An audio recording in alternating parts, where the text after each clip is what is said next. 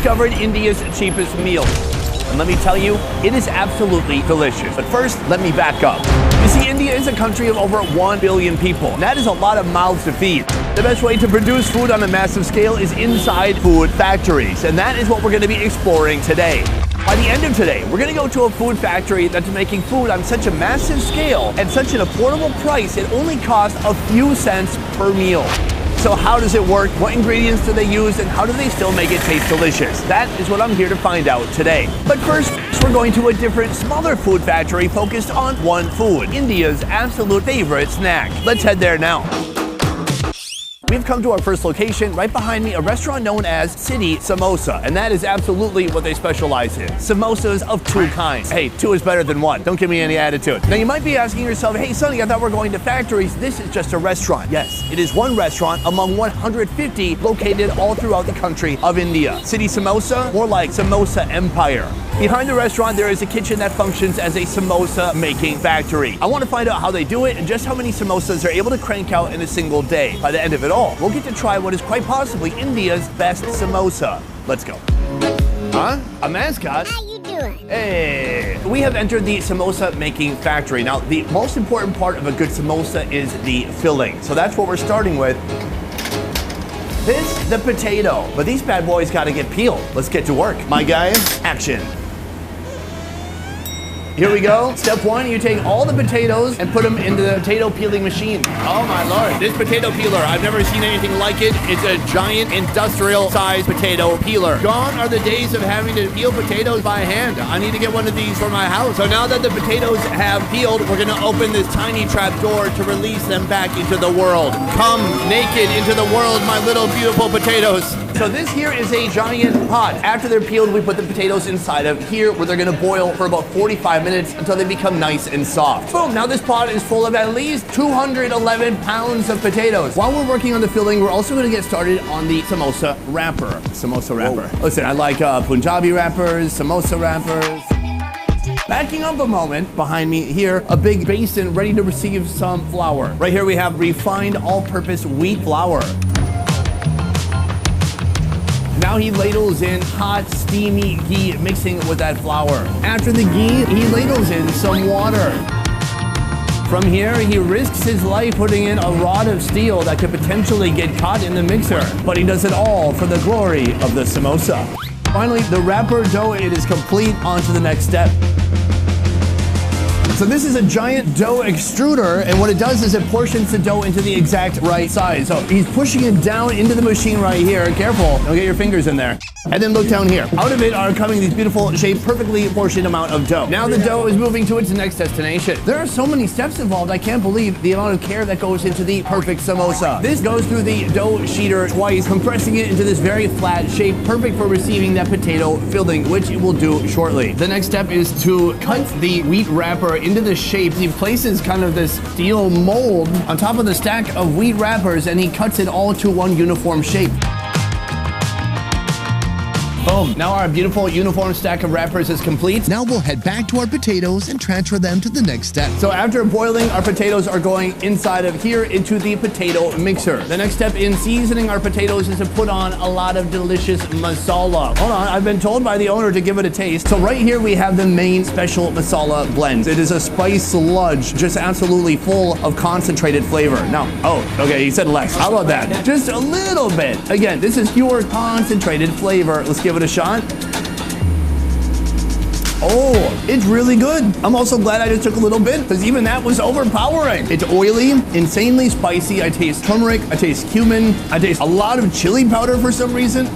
My God, it's like putting Indian fireworks down my throat, trying to put our seasonings with the potatoes. Next, he dumps in some roasted nuts. Finally, they turn on the machine. It's time to bring all those wonderful flavors together. Oh, and now they're even adding some fresh cilantro to the mix. After the potatoes and masala have been married, both the filling and the wrappers are transferred to this guy right here. We've moved on to what is perhaps the only part of this whole process that doesn't use machines. This is something that needs to be done by hand. Although, can I tell you something? This guy right here, he is a machine. Right, my guy?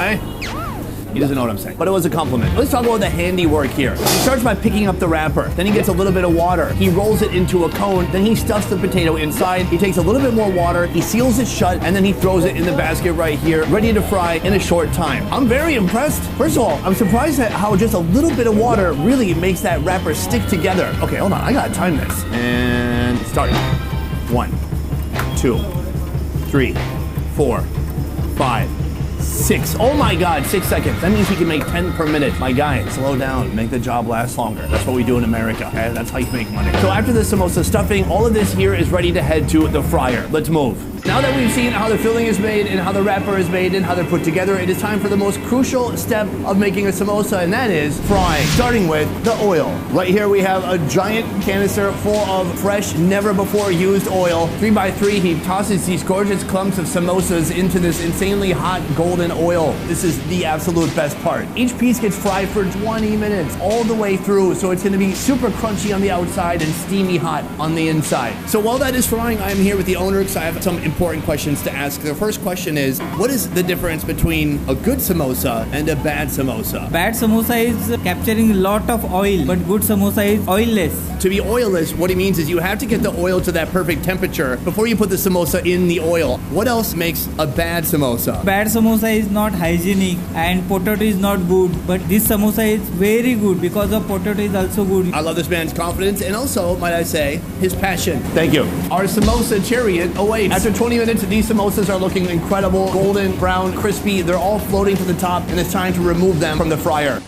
All right, folks, we have been to the factory, but now it's actually time to try the final product, samosas. Right now, I have 3 samosa options in front of me. Let's talk about it. First, this. They have 2 different types of samosas here. The normal one that we saw, and one made for the Jain people. The Jain people are people who have their own unique diet. Here's how it works.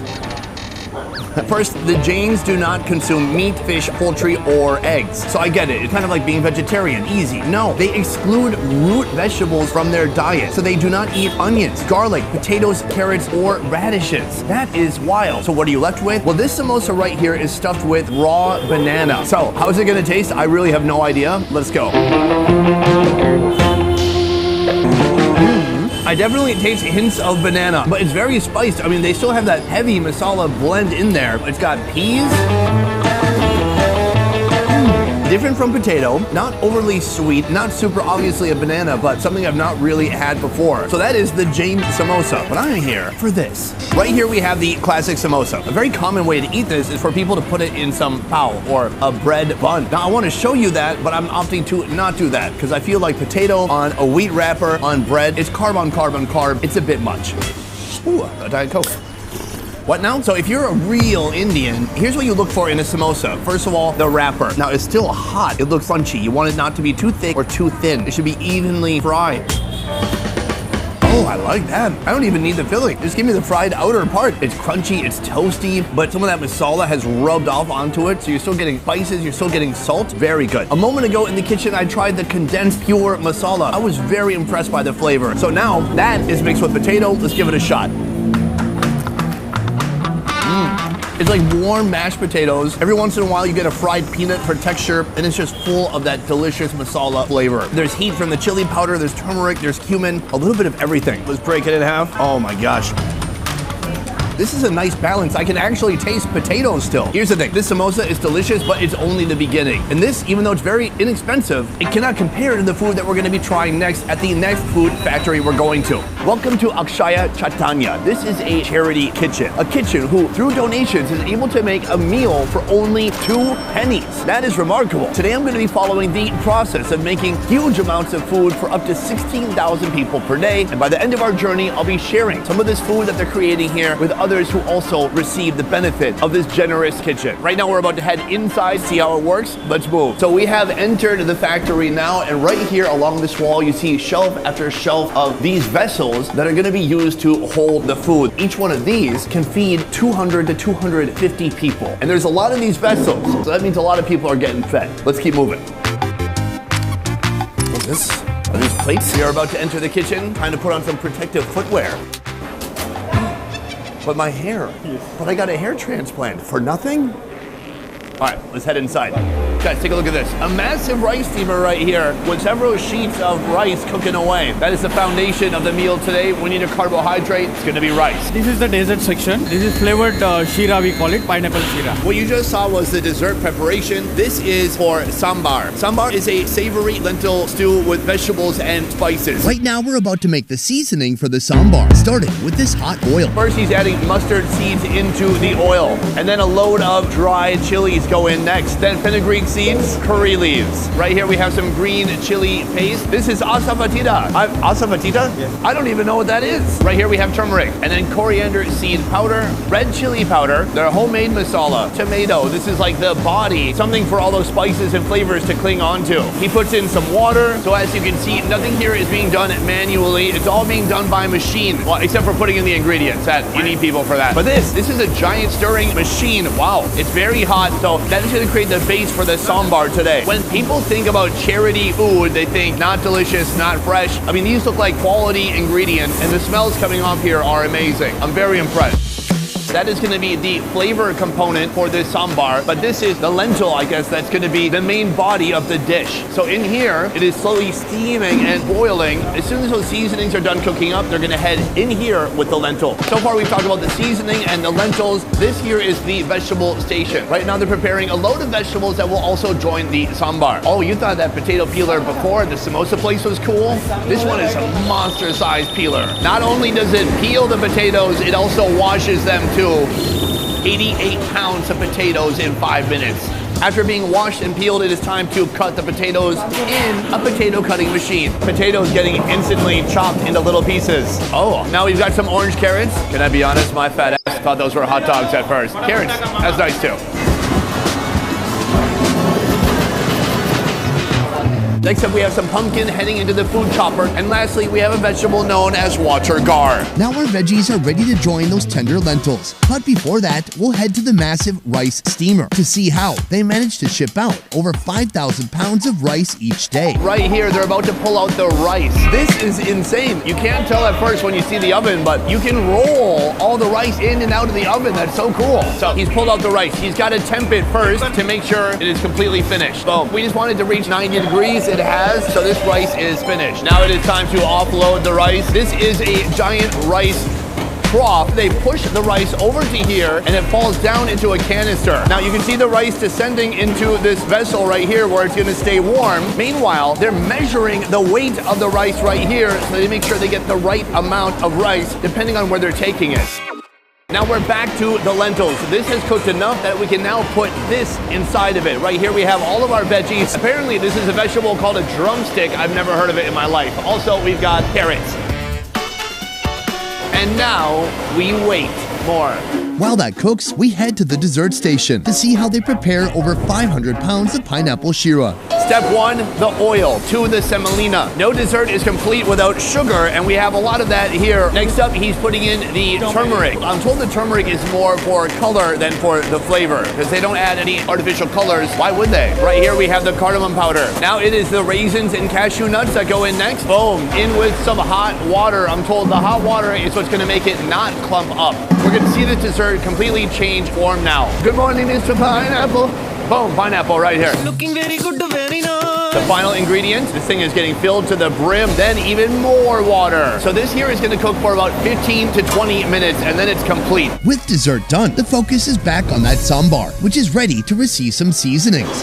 It's time to collect our seasoning blend. All these seasonings we saw earlier are going to get poured into this vessel.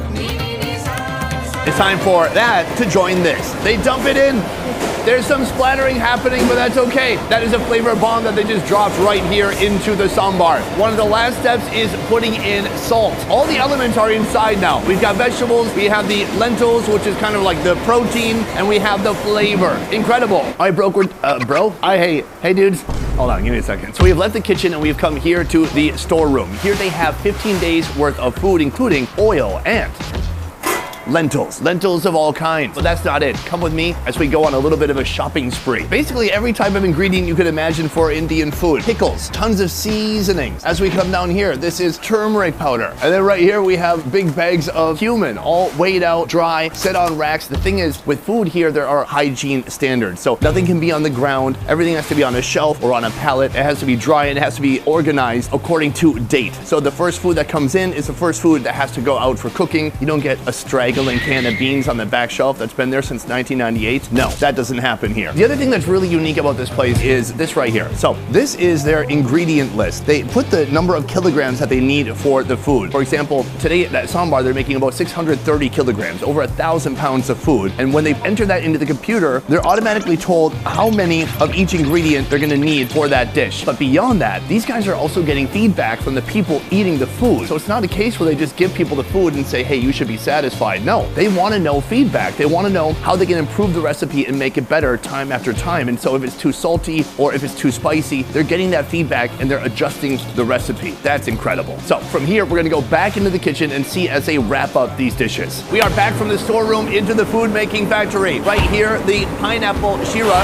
it is finished and it has transformed completely. So that is a sweet, delicious dessert. It's time to pack it up so we can take it away. Right here, we have the sambar that's been cooking all morning. It's basically finished. He's just got one final touch right here. A nice sprinkle of fresh coriander goes on top of this gorgeous vegetable medley. It looks incredible. The colors, it's popping and it smells delicious. So just like the dessert, in a moment, they're gonna take all this, scoop it out and put it into here. The sambar is being put into these thick insulated vessels. The next step is to put the lid on top and then it will be sealed and ready to travel. The great thing about these vessels is it keeps the food hot for 6 hours. So even when people eat this lunch in a couple hours from now, it's still gonna be hot. Every day, meals from this food factory head to schools, hospitals, and even slums in an effort to support those in need. Each day, Akshaya Chaitanya can feed more than 16,000 people. What's more shocking is that the average price of a meal is just 2 cents, a feat only made possible when you cook lentils by the ton. All right, we've got our goods right here. Everything's being loaded into the truck, and from here, it's gonna go to a hospital. I'm also gonna go to the hospital. I'm gonna see the people who are receiving the food, and finally, I'm gonna try it for myself. Before we head out, I have a chance to speak with Mr. Parchanda, the CEO of this organization. I'm so happy to be here. Thank you for joining me. Nice to meet you too. I guess my first question is, how do you make a meal for 2 cents? How is that possible? First of all, most of our equipment is very automated, so we deploy very less of manpower. Second, we do it at a scale. So the scale and a lot of automation allow us to produce it in that cost. Through Mr. Parchanda, I've learned the mission here is simple: eradicate food vulnerability, helping people pursue their dreams and build better lives. But their vision doesn't stop with what's happening between these walls. In fact, 2 more factories, each 5 times the size of this one, are on the way to support their next goal: to feed over 200,000 people in the entirety of Mumbai. We are at a government hospital. All the procedures and food eaten by the patients is paid for by the government. But this food is for those who are supporting the patients here. Family members, friends, they need support too. This is an opportunity for them to get a meal or multiple meals a day so they can continue supporting their loved ones. So right now there's about 100 to 150 people lined up outside the cafeteria, ready and waiting for their food. And it's about to start getting dished up right now. Whoosh. Epic reveal. Let's do this. Let's serve up some lunch. This is our sambar, a hearty, delicious lentil stew. Would you like a pickle? Pickle? No? Yes? Okay, pickle. Achar? There you go. More? Okay. I don't want to under-provide pickle. This is a tough job. Am I giving too much? Oh, she said you're overdoing it. They get me sometimes, drag out from the sky, and now I'm wondering how it works. Here's what I've observed and what I like about this. Everyone basically gets as much food as they want. People are asking for more rice. Some people want double dessert. That will be me soon. And pickle. So right now I'm in line with everybody else, and soon I'm gonna be dishing myself up, and now I've seen how it's done. I know that you can get a double scoop of dessert. I've got strategy in mind. The food looks amazing. Let's get to it. All right, I'm gonna do my best to keep my dessert and my main meal separated. Let's see how it goes. Hello, thank you. Could I have one more rice, please? Okay, thank you. I saw some people doing this. I'm gonna make a little hole for the sambar. There we go, that looks nice. And a little more, please. Thank you. Can I have one more, please? Boom, double dessert. It's definitely combined. I did my best. And one pickle, please. Achar. All right, thank you. you. She gave me half the pickle I gave everybody else. All right, let's go sit down. All right, folks, everything we've done today has built up to this moment right here. I'm eating a meal that costs 2 cents, something that seems unreal, impossible, but they've made it possible. A healthy pile of rice on top of it, that steaming sambar, which looks delicious. You can see finally the lentils on top of the rice here. We've got dessert, the pineapple shira, dyed yellow through the use of turmeric, and then a little bit of pickle. I want to start with that. I'm told it has a very strong flavor. Let's try it out. Oh yeah. Oh, it's super salty and sour, and I love it. It's such a sour, pickly flavor, but with a lot of salt. So I can see why you're supposed to add that to other food. Let's try out the sambar. Right here we have some of the veggies. You can see the lentils and the rice all coming together in one delicious bite. Let's go for it. Oh yeah, that's good. It's like a warm, savory broth. There's so many spices. It's added so much flavor to that rice. It's hearty, it's filling, and very delicious. Badya. Badya? Badya. Next up, dessert. Oh, look at this. As it cools down, it kind of becomes a solid. Oh, I like that. This dessert looks incredible. Cheers. That's good too. Sweet. You can taste the cardamom. Gives it a nice, like, fragrant flavor. It is gooey, it is hot, and actually, this is kind of fun to eat with your hands. It's so yummy, and it's such a nice treat. If you're staying here all day, going through the stress and adversity of having to support somebody who has to be at a hospital, this is a godsend. I mean, this is what's gonna get you through the day, and that it is doing. What do you think, good? Very good? I completely agree. Should we pound it? Boom. Nice pound. How about you? How's that dessert? अच्छा लगा, tasty लगा खाना. Did you like it? Oh, I like it. Buddy up. Should we cheers? Cheers. Mission accomplished. Today we set out to see what meals India was able to create for only 2 cents, and here we see they have done it. It is one of the best meals I've tried in India, and it's not just about the flavor, it's about the genuine mission behind it. This plate right here, 10 out of 10 every time.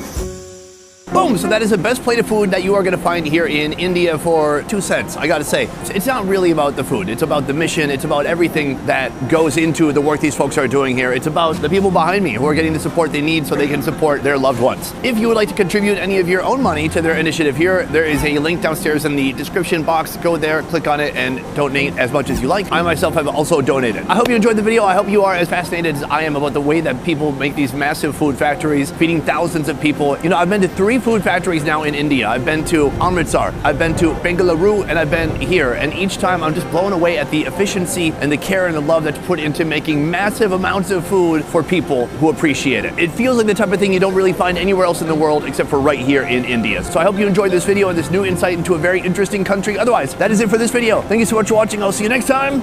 Peace.